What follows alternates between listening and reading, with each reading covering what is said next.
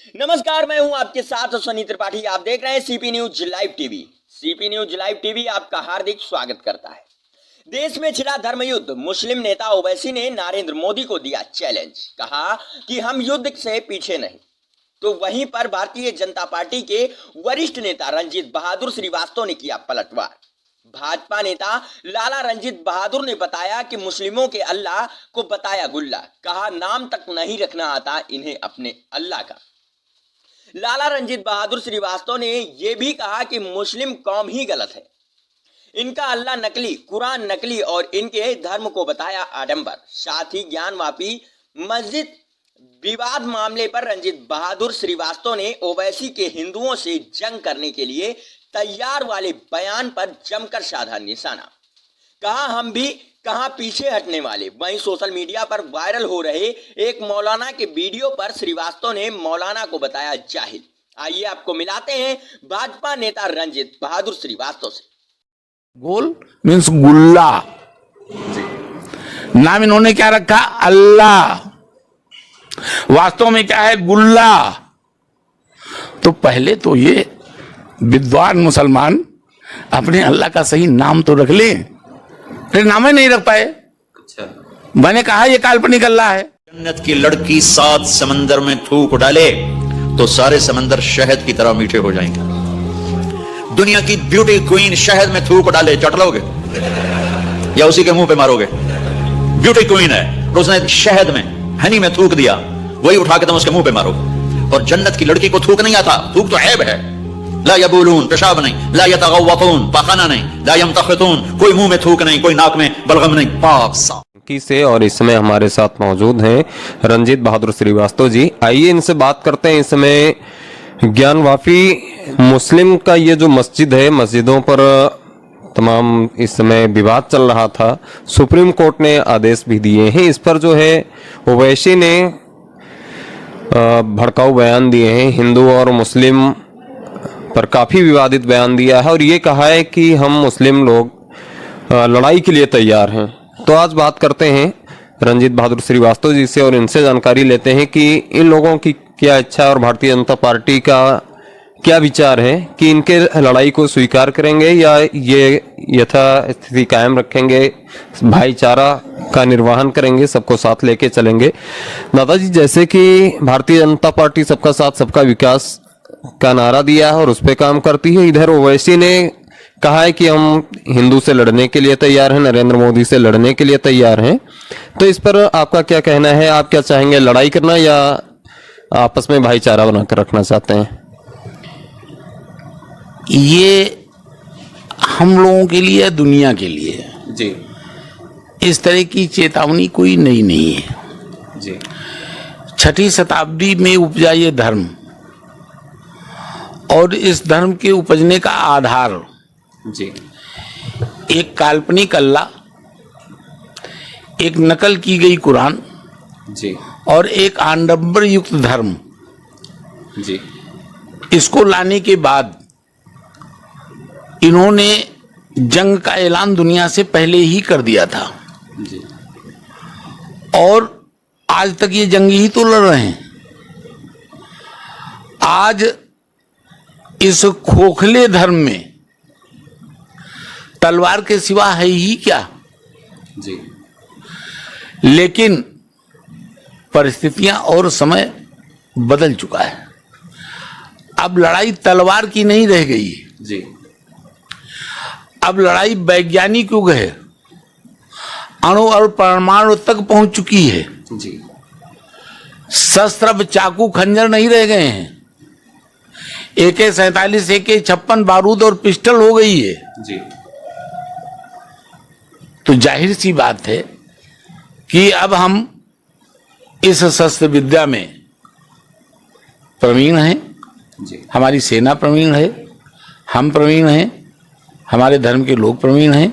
लिहाजा बराए मेहरबानी ओवैसी जी जंग की बात मत करें, क्योंकि जंग में जितना बड़ा हित तुम्हारा होने जा रहा है जी। उसकी कल्पना भी तुम नहीं कर सकते हो। और रह गई ज्ञानवापी मस्जिद की बात, जी। अगर इस हिंदुस्तान के अंदर एक ज्ञानव्यापी नहीं, अगर कोई भी मस्जिद कोई तुम्हारी मजार, कोई तुम्हारा धार्मिक स्थल अगर हिंदुओं की आस्था को तोड़ करके अगर बनाया गया होगा तो निश्चित तौर पर आप मान लीजिए, मुसलमानों से कहना चाहता हूं, ये कालांतर में खुदने वाले हैं, ये सने सने सब नष्ट कर दिए जाएंगे। दरअसल आप भी उनका चैलेंज स्वीकार करते हैं, आपकी बातों से लगता है कि आप भी पीछे नहीं हैं, अगर वो चैलेंज देते हैं तो आप एक्सेप्ट कर रहे हैं। देखिए, क्यों नहीं करेंगे, हम एक महान धर्म के मानने वाले लोग हैं जी।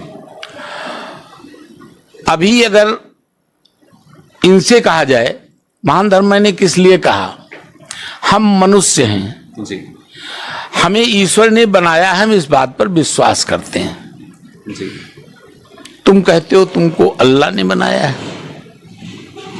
ईसाई कहता है कि हम गॉड की संतान हैं, यहूदी कुछ और कहता होगा, कोई कुछ और कहता होगा। हम अगर अभी तुमसे पूछें कि अगर तुम अल्लाह की औलाद हो, तुम ईसा की औलाद हो, तो अपने शरीर पर अपने उन गार्ड्स की निशानी दिखाओ। जी ईसा की निशानी के विषय में तो मैं जानता हूं, एक क्रॉस होता है जी। वो दिखा दें। मुसलमान की क्या निशानी होती है मैं जानता नहीं हूं, वो तो शरीर में सुन्नत और दाढ़ी बताते हैं जी। खैर वो तो कोई बात नहीं है, कोई और निशानी हो तो बताओ। हम अपने ईश्वर की निशानी आपको अभी दिखाएंगे, लेकिन एक शब्द कहने के बाद, एक बात कहने के बाद, हमारे वेदानुरूप भी नास्ति प्रतिमा अस्ति, ईश्वर की कोई मूर्ति नहीं है कहा गया है। अल्लाह के लिए भी कहा गया है कि वो निराकार है और उसकी भी कोई प्रतिमा नहीं। अब दोनों में मैं थोड़ा सा भेद बताना चाहता हूं जी जिसकी कोई प्रतिमा नहीं होती है जी जी। और जो आकार नहीं होता है, उसकी अगर हम कल्पना करेंगे तो हम क्या करेंगे, एक बिंदु ये जी बन जाएगा, एक बिंदु बनेगा जी। लेकिन ये बिंदु हमारे ईश्वर का भी हो सकता है, ये अल्लाह का भी हो सकता है, ये गॉड का भी हो सकता है। लेकिन इस बिंदु ने हमारे धर्म में जी आकृति ले ली, ब्रह्मा विष्णु महेश के रूप में जी।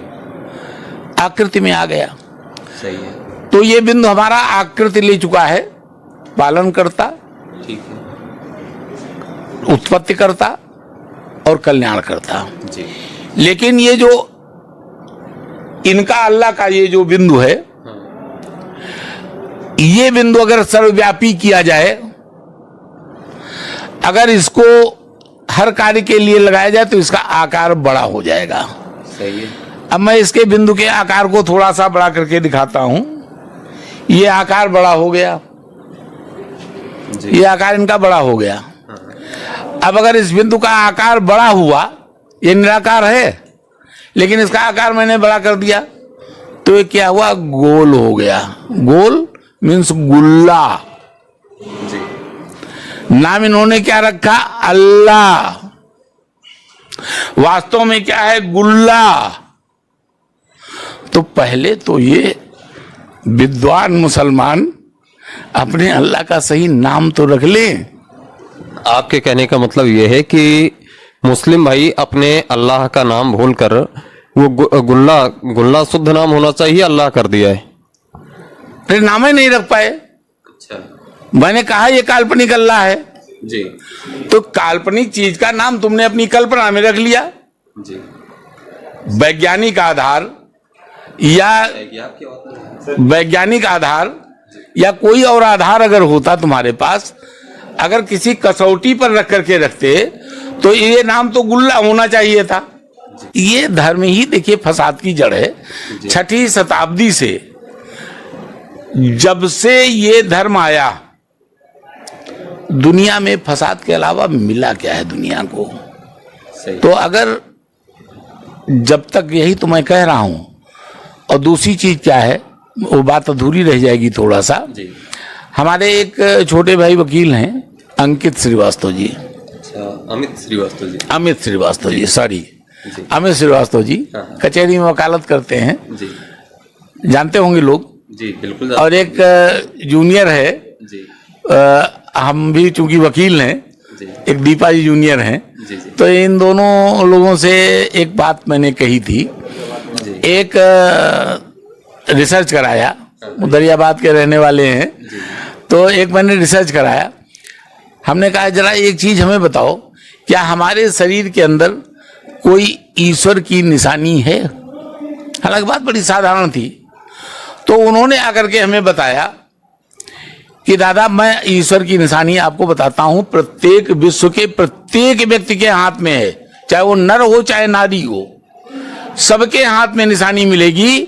और आज मैं आपके कैमरा के सामने मैं दिखाना चाहता हूं और बताना चाहता हूं ये निशानी कहां पर है, जो अमित श्रीवास्तव जी ने और दीपा ने हमें बताई। जी ये उंगलियों के ये पोर, ये पोर, ये पोर, जी ये हमारी 10 उंगलियां हैं। हमारे ईश्वर भगवान विष्णु के पास क्या है? शंख और चक्र है, हालांकि गदा और पद्म भी है। शंख चक्र गदा और पद्म लिए हाथ हैं। तो एक गदा का नाम तो मुसलमान भी लेता है।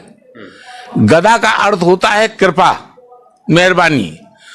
अरबी में मुसलमान कहता है कि हमारे ऊपर हमारे अल्लाह की गदा है। यानी में शंख और चक्र और पद्म, ये 3 चीजें आज विश्व का हर इंसान अपनी इन उंगलियों को देखे कि इनमें शंख और चक्र है कि नहीं है। चुनौती देता हूं, मुसलमान भी देखें, ईसाई भी देखें, यहूदी भी देखें, हर जाति धर्म के लोग देखें, हर संप्रदाय के लोग देखें, और ये अगर निशानी ईश्वर की मिल जाती है तो फिर हमारे ईश्वर को मान लेना चाहिए। इस धर्म के एपीजे अब्दुल कलाम जी भी थे और उन्होंने देश के लिए बहुत कुछ किया, तो इस पर क्या कहना चाहेंगे आप? देखिए एक चीज मैं बता दूं, हम अपने वेदानुसार एक बात ये कई बार कह चुके हैं कि ज्ञान देने के लिए ईश्वर पात्र का चुनाव करता है। और पात्र का चुनाव में वो जाति धर्म नहीं देखता, क्योंकि वो तो जाति धर्म दे करके पैदा नहीं उसने किया। ईश्वर ने तो मनुष्य मात्र को पैदा किया है ना, उसने जाति धर्म से नहीं पैदा किया, वर्ण से नहीं पैदा किया, उसने मनुष्य पैदा किया है। और मनुष्य में जो उसको पात्र नजर आता है, अगर उसको लगता है कि हमें विद्या दान देना है तो किसके द्वारा देना है, हमें विज्ञान का बढ़ावा देना है तो किसके द्वारा देना है, हमें वीरता देना है तो किसको देना है, हमें कौन सी चीज किसको देना है, ये तो ईश्वर तय करेगा ना। जी तो ईश्वर तय करता है, तो कमाल को भी दे सकता था, धर्मवीर शास्त्री को भी दे सकता था। सही। तो ये ईश्वर की बात है। जी ईश्वर ने जिसको पात्र समझा उसके द्वारा वो काम कराया। जैसे आप हैं, आपको उन्होंने पत्रकार बनाना अच्छा समझा, सही। आपको पत्रकार बना दिया। हमको उन्होंने नेता बनाना अच्छा समझा तो हमको नेता बना दिया। तो ईश्वर की पात्रता चयन करने की तरीका है ना ये। और एक मुल्ला साहब हैं, उन्होंने जो है एक इसमें उनकी सोशल मीडिया पे पोस्ट वायरल हो रही है कि हुर ना हगेगी और ना मूतेगी, हुर की थूक भी चाट जाओगे। ये देखिए ये जाहिल है, जाहिलों पर टिप्पणी मैं नहीं करता हूं। अभी सोशल मीडिया में एक इनका तारिक है, पाकिस्तान का तारिक जमाली, भगवान जाने क्या है, उसने अभी इतना एक घृणित बयान दिया है कि 1 साल की बच्ची से शादी यानी निकाह जायज है। बताइए तो गलत। कैसे निकाह कबूल करेगी वो? उसकी मां निकाह कबूल करेगी? लड़की शादी करोगे, मां से निकाह कबूल करवा लोगे? 1 साल की बच्ची बोलेगी? जन्नत की हूर, ये प्रश्न इसलिए इसने ये कहने की कोशिश की जी जी कि ये हम लोगों ने कई बार पूछा कि जब हूर होगी और पुरुष के संसर्ग में जाएगी तो इसके बच्चा भी पैदा हो सकता है, वो कहां जाएगा? गंदगी करेगी तो उसको उठाने वाला जन्नत में कौन होगा? सही है। सब तो जन्नती होंगे। जी। तो कहने का तात्पर्य ये है कि अब इन मौलानाओं ने एक अजीबोगरीब बात शुरू कर दी कि इसमें यह भी कहा है कि उसके थूक भी नहीं होगा जी। और भागेगी ना मुझे। ये क्या, ये बदतमीजी की बातें ये लोग करते हैं। अरे अगर कोई इंसान है, चाहे यहां है चाहे वहां है, जी। तो जो उसकी सामान्य प्रक्रिया है, सामान्य क्रिया है, सही। तो फिर सीधे सीधे कह दें कि जन्नत में हूर की जगह ये जो डाल बिकती हैं गुड़िया जी जी। बाजार की, ये रखी हुई हैं, मर के जाओगे 72 गुड़िया खिलाना बैठाल करके। यही तो होगा। बेवकूफ कौम। बेखौफ जुबान, बेखौफ अंदाज, सच्चाई पहुंचेगी आप तक। जज्बा आसमान को छूने का, हिम्मत कुछ कर गुजरने की, जुनून कुछ कर दिखाने का,